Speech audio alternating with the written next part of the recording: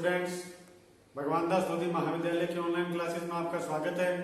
BSc final year unit number second chapter उसमें पहला चल रहा है। यूनिट नंबर सेकंड में चैप्टर पहला प्रसामान्य उपसमूह। प्रसामान्य उपसमूह, इसके बारे में हमने क्या है कि दो थ्योरम डेफिनेशन वगैरह कर ली। कंटिन्यू करवा रहा हूं, आप निश्चिंत रहो। पूरे सिलेबस की कगार पे क्या है कि अपन इसमें मैक्सिमम थ्योरम्स कवर करेंगे। आज लगभग 2 थ्योरम के आसपास में कंप्लीट कराऊंगा, तो ये तो मैं मिटा देता हूँ। आपके सामने मालूम नहीं है कि इसमें क्या है, तो थोड़ा सा ऊपर लिख देता हूँ मैं। यूनिट नंबर सेकंड चल रहा है प्रसामान्य उपसमूह। प्रसामान्य उपसमूह, ठीक है ना, जिससे आपको क्लियर हो। क्वेश्चन तो है नहीं इस पेपर के अंदर, केवल थ्योरम्स है, तो उनको क्या है कि एक बार एज इट इज लिख के सिद्ध कीजिए कि किसी समूह कैपिटल जी का कोई उपसमूह कैपिटल एन एक विशिष्ट उपग्रुप होता है। विशिष्ट उपसमूह होता है यदि, ठीक है ना, यदि और केवल यदि प्रत्येक वाम या इसकी जगह दक्षिण लिखा हुआ हो तो भी यही रहेगा। सहसमुच्चय दक्षिण या वाम हो। दक्षिण या ब्रैकेट में क्या लिखा हुआ है, दक्षिण या ब्रैकेट में वाम होता है। तो ये थ्योरम का स्टेटमेंट है। अच्छी तरह समझ लो क्या कहना चाहता है, वही रफ में समझाकर फिर मैं इसका क्लियर करवा देता हूं। बहुत ही सिंपल है। थ्योरम के करने के कई तरीके होते हैं। बेसिकली मैंने अपने जितना भी टीचिंग एक्सपीरियंस रहा है उसमें निचोड़ 2 निकाले। पहला, थ्योरम को हमेशा लाइटली लो। दूसरा, थ्योरम को बार बार लगातार करते रहो। ये एक न एक दिन अपना आप सरेंडर होकर समझ में आने शुरू हो जाएगी। शुरू में नहीं आ सकती, अभी तो इसका स्टेटमेंट ही समझ में नहीं आता कि वाम दक्षिण वगैरह होते क्या है। तो एक्चुअल में लेफ्ट राइट लिखा हुआ है। कहने का मतलब क्या है कि एन बराबर अपन ए एन प्रूव कर दें तो ये कहलाता है, क्रम विनिमय नियम होता है ना, वो कहलाता है। कहने का मतलब ये है सहसमुच्चय क्रम विनिमय नियम। तो इसमें 2 विभेद होते हैं, उसको अच्छी तरह समझ लो। क्रम विनिमयता के अंदर तो सीधी सी बात है कि ये लिखा हुआ होता है बी बराबर बी ए, दोनों स्मॉल लेटर में होता है। और ये जो वाम और दक्षिण सहसमुच्चय दिया हुआ है, ठीक है ना, विनिमय क्रम विनिमय आवेली, तो ये जो सहसमुच्चय दिया हुआ है, ये जो लिखा हुआ है, इसमें क्या एक कम से कम एक कैपिटल होना चाहिए। एच ए बराबर एच हो गया, एच बी बराबर बी एच हो गया। दोनों स्मॉल लेटर में नहीं चलते ये, बस इतना सा अंतर है कि कम से कम एक क्या है कैपिटल लेटर में हो और एक स्मॉल लेटर में हो तो भी चलेगा, लेकिन कैपिटल लेटर होना मस्ट है। तो ये चीज इनका सीधा सा है कि क्या दिया हुआ है।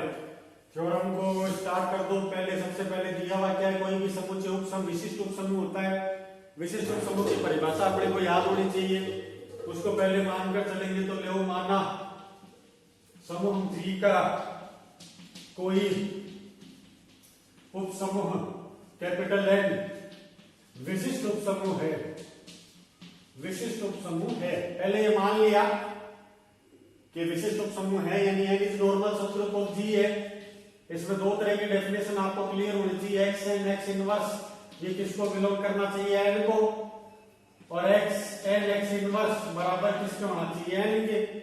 ये दोनों परिभाषाएं आप कोई भी काम में ले सकते हो। अभी जो थ्योरम की थी उसके अनुसार इसमें लिख देते हैं।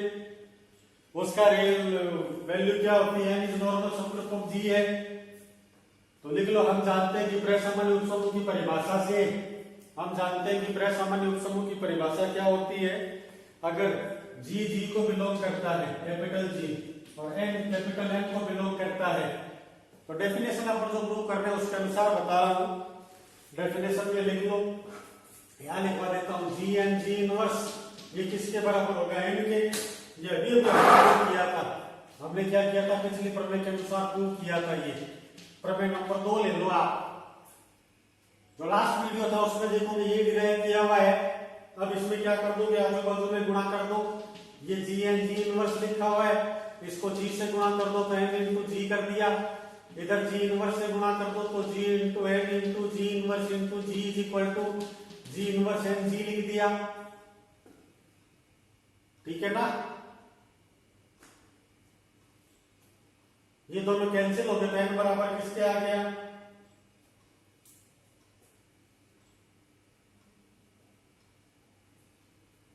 कोई ज्यादा इसमें जाने की जरूरत ही नहीं है। ये लिखा हुआ है gn बराबर ये। अब लगा तो साचरी नियम से हम जानते हैं कि भाई त्रयसमन्वय है तो ये उपसमूह तो हो गई, उपसमूह है तो ये समूह होगा। उसके लिए साचर्यता की परिभाषा से, साचर्यता की परिभाषा से इसमें क्या हो जाएगा, जी इनवर्स इंटू जी बराबर एन जी। ये दोनों अगले लाइन में ब्रैकेट में लगा देना। ये तत्समक अवयव बन जाता है ई, तो ये बन जाएगा एन जी। अब ये क्या लिखा हुआ है, जी एन बराबर एन जी। यही मैंने कहा था, एक तो कैपिटल लेटर में लिखा हुआ हो और एक स्मॉल लेटर में लिखा हुआ हो तो ये क्या कहलाते हैं, सह समुच्चय कहलाते हैं। तो ये वाम और दक्षिण सह समुच्चय अपने हिसाब से बिल्कुल आराम से ड्रॉ कर सकते हो। यहाँ पर इम्प्लाइज दैट का चिन्ह लगा दो, कोई फर्क नहीं पड़ता। उससे क्या गणित का एक फिनिशिंग आती है।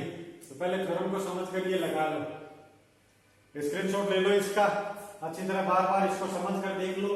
कोई भी तरह की इसमें समस्या नहीं आनी चाहिए, थ्योरम अच्छी तरह याद होनी चाहिए, ठीक है ना। तो ये काम हमने कर लिया। एक विशिष्ट उपसमुच्चय, पहले आपने विशिष्ट उपसमूह को मान लिया। मानने के बाद नॉर्मल सबग्रुप ऑफ जी होगा।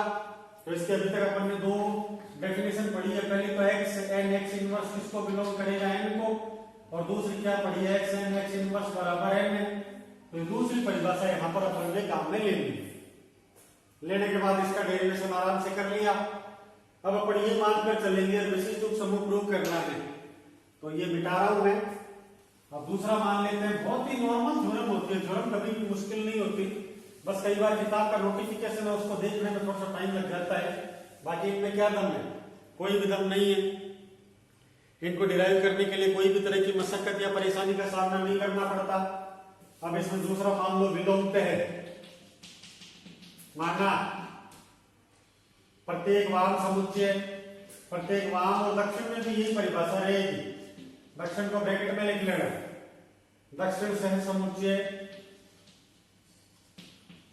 प्रत्येक वाम है जो दक्षिण को फॉलो करेगा, दक्षिण है वो वाम को फॉलो करेगा होता है।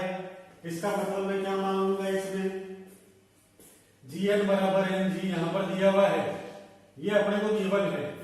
अपने को प्रूव क्या करना है, विशिष्ट उपसमूह होता है, तो उसके लिए अपन कसरत करेंगे। अब इसमें स्टार्ट हो जाओ। चूंकि जी एन बराबर, चूंकि अपने को क्या दिया हुआ है, जी एन बराबर एन जी गिवन है। इसका मतलब मैं क्या करूंगा, जी एन इधर जी इनवर्स का मल्टीप्लाई कर दो तो एन इंटू जी इनवर्स का मल्टीप्लाई होगा। मल्टीप्लाई होने पर क्या हो जाएगा, साचर्य नियम से इधर उधर ब्रैकेट लगा दो तो ये बन जाएगा G capital N into G inverse is equal to N into small G inverse, bracket लगा दिया। काटने पर ये प्रतिलोम अवयव की डेफिनेशन से एक बन जाएगा, एक को ही लिखते हैं तो ये बनेगा जी एन जी इनवर्स बराबर एन, है ना। गुणा का तत्समक अवयव एक होता है। तो ये डेफिनेशन आपको अच्छी तरह याद हो गई। ये प्रसामान्य उपसमूह की परिभाषा है, प्रसामान्य उपसमूह की। इसका मतलब आप डायरेक्ट क्या लिख सकते हो, इसलिए N is normal subgroup of जी।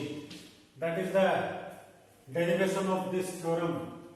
किसी समूह जी का कोई उपसमूह एक विशिष्ट उपसमूह होता है यदि और केवल यदि प्रत्येक वाम या दक्षिण सह समुच्चय, वाम और दक्षिण का मतलब क्या, अब मैं समझा रहा हूं, इसका स्क्रीनशॉट ले लो, इसी में कटाकटी करके और डीप बता रहा हूं।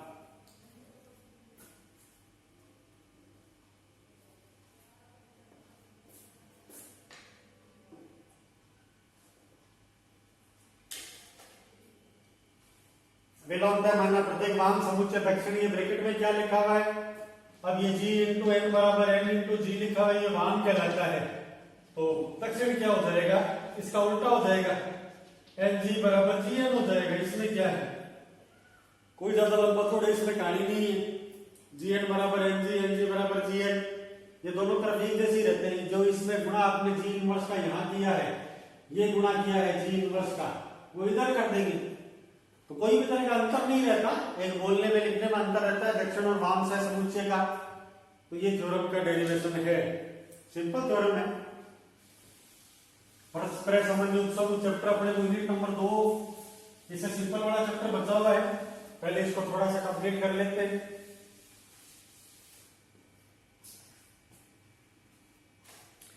अगली थ्योरम में ठीक है, पहले स्टेटमेंट लिख देता हूं। थ्योरम, किसी समूह कैपिटल जी का कोई उपसमूह कैपिटल एन एक विशिष्ट उपसमूह होता है यदि और केवल यदि जी में एन के किन्हीं दो दक्षिण या ब्रैकेट में वाम लिख दो सह समुच्चयों का गुणन एन का एक दक्षिण या ब्रैकेट में वाम सह समुच्चय है। काफी बड़ा स्टेटमेंट है। थ्योरम को क्या है कि करने के लिए स्टेटमेंट को बारीक लिखना और समझना बहुत जरूरी है। आराम से इसको पढ़ो। क्या दिया हुआ है, किसी समूह जी का कोई उपसमूह है, एक विशिष्ट उपसमूह होता है। अपने को दिया हुआ है कि अगर मान लो विशिष्ट उपसमूह ले लिया तो कहने का मतलब अपने को क्या दिखाना है, दो दक्षिण। ये दो जो वर्ड दिया हुआ है ना, इसको थोड़ा सा मैं रफ में पहले बता देता हूं, फिर आपको थ्योरम को क्लियर करवा दूंगा। अपने को क्या दिया हुआ है, N is normal subgroup of G दिया हुआ है, तो अपने को डिराइव क्या करना है, N A into N B बराबर एन ए बी। ये सिद्ध करना है। कहने का मतलब ये है दो छोटे एलिमेंट है, ये कैपिटल लेटर है, तो ये सह समुच्चय को डिफाइन करेगा। कोसेट बोलते हैं जिसको इंग्लिश में, तो N A into N B बराबर एन ए बी। एक बार ये मानेंगे, इसको डिराइव कर देंगे।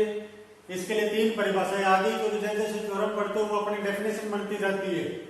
पहली परिभाषा तो क्या लिखी हुई है, एक्स। पहली परिभाषा एक्स एन एक्स इनवर्स किसको बिलोंग करेगा, एन को। दूसरा एक्स एन एक्स इनवर्स किसका सबसेट होएगा, एन का। और तीसरी परिभाषा बराबर लिख दो, इससे बहुत बढ़िया रहेगा।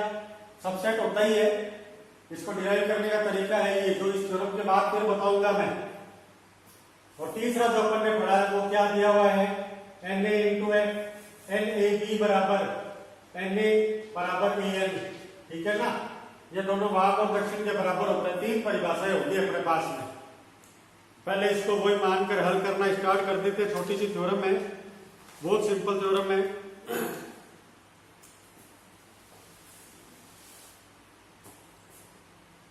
सबसे पहले मान लो प्रूफ के अंदर माना कैपिटल जी समूह है तथा एन जी का त्रैसामान्य उपसमूह है। कहने का मतलब N is normal subgroup of G given है। N is normal subgroup of G, ये अपने को दिया हुआ है। अगर ये दिया हुआ है तो इसके मान में ये ले लो, N A into N B का फॉर्मूला किसके बराबर हो गया, एन ए एन बी के। तो ये किसको टच कर जाएगा, N into N A into B के। ये दोनों गुणा होकर किधर आएंगे, ये बनेगा N A into N B बराबर एन इंटू एन ए और बी बनेगा।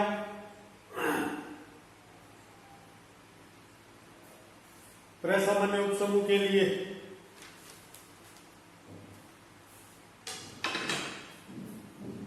ठीक है, दोनों एन बार बार नहीं लिखे, एन ए बी बनाता है क्योंकि एन यहाँ पर क्या कहलाता है, तत्समक अवयव कहलाता है। इसको अच्छी तरह नोट कर लेना। ठीक है ना, आराम से स्क्रीनशॉट ले लो इसका।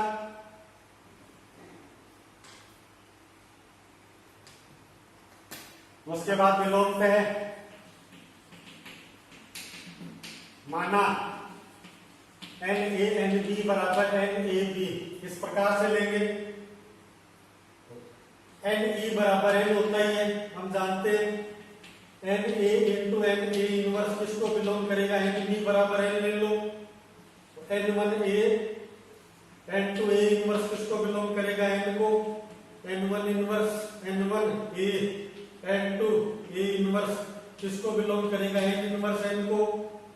N one inverse into N one into A N two A inverse किसको बिलोंग करेगा, एन को। इसका मतलब A N two A inverse किसको बिलोंग कर गया, एन को। तो ये थ्योरम क्या बहुत सिंपल है। अब इसको बारी बारी से अच्छी तरह क्लियर करके समझा रहा हूं। सबसे पहले आपने क्या किया हुआ है, किसी समूह जी का कोई उपसमूह है, एक विशिष्ट उपसमूह होता है यदि और केवल यदि जी में किन्हीं दो का मतलब क्या है, स्क्रीनशॉट ले लो भाई, इसमें काफी बारीक करके यहीं पर क्लियर करवा रहा हूं, आपको कोई भी किताब देखने की आवश्यकता नहीं है, इसी थ्योरम को यहीं पर याद कर लेंगे, ठीक है ना। स्क्रीनशॉट ले लिया। अब दो का मतलब क्या होता है पहले तो ये समझो, तो मैं समझाने के लिए ये एरिया काम में ले रहा हूं, रफ एरिया है ये। दो दक्षिण सहसमुच्चय का मतलब क्या होता है, Na into Nb की वैल्यू किसके बराबर होगी, Nab के। अब स्टूडेंट्स एक बात हमेशा ध्यान रखो कि आप गुणा करते हो तो वो संख्या वैसे ही विद्यमान रहनी आवश्यक है। अगर n को a और b से मल्टीप्लाई करते हो तो a और b का गुणा भी d बनना चाहिए था, कोई भी एक नंबर, लेकिन ये नंबर नहीं है, a और b है तो a और b रहेगा। तो n और n का गुणा होने पर n स्क्वायर क्यों नहीं आया, बात समझ गए मैं क्या कह रहा हूं, n स्क्वायर क्यों नहीं आया, आना चाहिए था। धरती पर एक संख्या ऐसी विद्यमान है जिसमें गुणा करने पर एक बार, दो बार, 10 बार गुणा करने पर वही रहती है। ऐसी अपने गणित जगत में विद्यमान है कि अगर मैं n को 50 बार गुणा करूं यहाँ पर 50 बार, तो भी ये कितनी आएगी, n की पावर 50 नहीं आकर n ही आती है। कारण क्या है, क्योंकि कैपिटल लेटर कहलाता है तत्समक अवयव, प्रसामान्य की प्रॉपर्टी है ये, अभी थोड़ी देर में बता रहा हूँ थ्योरम को मिटाकर। इसलिए यहाँ पर क्या लिखा है, ये दोनों गुणा होने पर किसका कार्य निर्माण करते हैं, तत्समक अवयव का निर्माण करते हैं। तो बहुत बड़ी लॉजिक की बात है, इसीलिए कैपिटल लेटर में लिखा जाता है ये, ठीक है ना। हर एक अवयव का अलग अलग तत्समक अवयव होना बिल्कुल जायज है, कोई गलत बात नहीं है। इसके अंदर n और n का गुणा करने पर कितना आएगा, ये मैंने पहले यूनिट के अंदर कौन सा काम कराया था, ये वाले क्वेश्चन किए थे, याद है तो a स्टार b का मान ab/2 है, तो इसका तत्समक अवयव देख लो क्या होता था उस समय, एक नहीं होता था, कुछ और ही होता था, ठीक है ना। तो ये तत्समक अवयव कहलाता है। स्टार्ट हो जाओ, समझना मुश्किल है, थ्योरम को याद करने बहुत आसानी है, समझना केवल यहाँ है कि अगर मैं n से n का गुणा करूंगा तो n स्क्वायर आना चाहिए, जबकि n स्क्वायर नहीं लिखा जाता, गलत है ये गलत है, क्योंकि n को इसकी बार गुणा करो तो n into n into n into n into 50 बार गुणा करो तो n की पावर 50 आना चाहिए, जबकि लिखा क्या जाता है। तो क्या कारण है, अभी इसका नहीं लिखा जाता है, तो कारण ये है कि तत्समक अवयव होता है ये दो आपस में कैपिटल लेटर, इसलिए दोनों गुणा होने पर कितना आ गया, n आ गया, ये तत्समक अवयव कहलाता है। तो यहाँ पर थ्योरम को देखोगे तो पहले क्या मान लिया, प्रसामान्य उपसमूह मान लिया, क्लियर है। उसके बाद इसका प्रसामान्य उपसमूह टेनिस नॉर्मल सब ग्रुप ऑफ जी ले लिया, नोटिफिकेशन 3-4 तरह के अपने अभी सहसमुच्चय वाले थ्योरम किया, तो इसमें गुणा कर दिया, Na into Nb की वैल्यू किसके बराबर है, ये ब्रैकेट लगा दिया।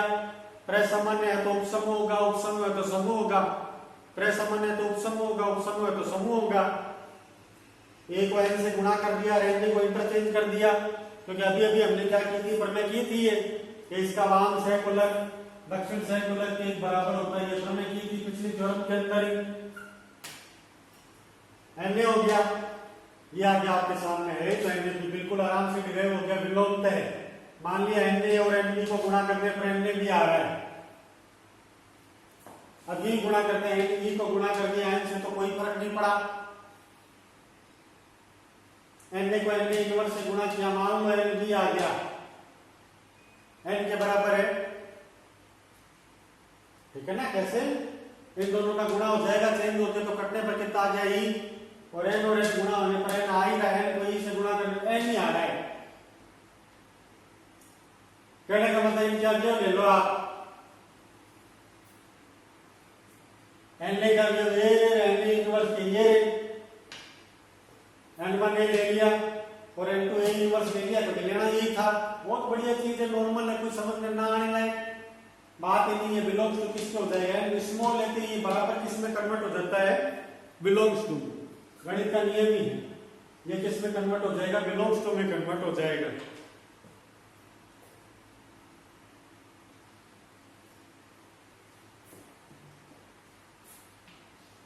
दोनों साइड में n1 इनवर्स का गुणा कर दो, यहां भी और यहां भी, तो n1 इनवर्स का गुणा कर दिया तो ये दोनों वापस पड़े हो जाएगा। इसी के लिए किया था अपन ने, ताकि कटने पर ही आ जाए। a into a इनवर्स की किसको बिलोंग कर जाएगा, कैपिटल N को। अगर सेंटर वाली चीज किसको बिलोंग कर रही है तो ये वर्ड क्या होता है, तो ये वर्ड क्या होता है? प्रसामान्य उपसमूह। यानी लास्ट में क्या लिख दोगे? एन इज नॉर्मल सब ग्रुप ऑफ जी। ये चीज अपने को इसमें लिखनी है।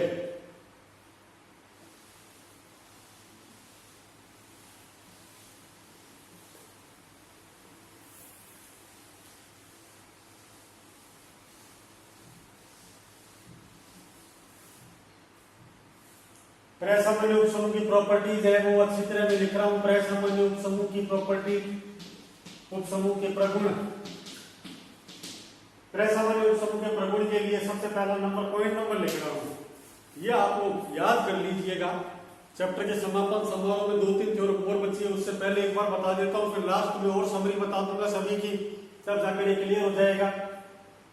तो पॉइंट नंबर 1 है, सबसे पहले समूह नाम का आदमी होता है, उसके बाद अपन ने पढ़ा था उपसमूह, और इसके साइड में पढ़ लिया था क्रमचय उपसमूह। इन दोनों के निर्णय के बाद में क्या होता है? प्रसामान्य उपसमूह का सिंबल आता है। तो इस सिंबल तक मैं आपको बता देता हूं। दूसरा नंबर पॉइंट है कि एन इज नॉर्मल सब ग्रुप ऑफ जी इस प्रकार लिखा जाता है। इसकी 4 परिभाषाएं आपसे आप अपने गणित में उत्तर पुस्तिका में लिख सकते हो। पहली, दूसरी, तीसरी, चौथी अभी की थी। एन और एन बी का गुणा किसके बराबर है? एन बी के, और एन ए किसके बराबर हो जाएगा? एन के। तीसरी परिभाषा एक्स एन एक्स इनवर्स किसके बराबर हो जाएगा? एन के। और X small N X inverse किसको बिलोंग करेगा? एन को। इसमें ये भी लिख सकते हो X X N inverse subset of N, और N is subset of X N X inverse. ये सब बातें क्या प्रसामान्य उपसमूह की परिभाषा है।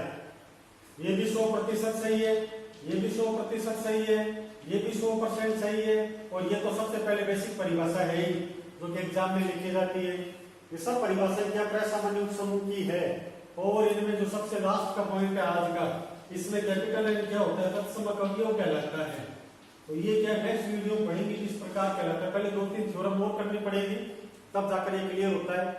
कैपिटल लेटर में जो भी लिखा हुआ है नीचे, वो तत्समक अवयव की प्रतिसंज्ञान में आएगा, क्योंकि ये लिखा हुआ होता है नॉर्मल सब ग्रुप ऑफ जी। तो इसमें भाग लगेगा इसका, तो भविष्य में जाकर जी बटा एन बनेगा। इस चीज को बोला जाता है विभाग, और विभाग लगते ही ये क्या बन जाता है? तत्समक अवयव। उसका जिक्र यहाँ किया हुआ है। तो यहाँ तक सभी थ्योरम को अच्छी तरह याद कर लो। नेक्स्ट वीडियो में अगली दोनों थ्योरम करके चैप्टर को फिनिश करने की कोशिश करेंगे। Thank you.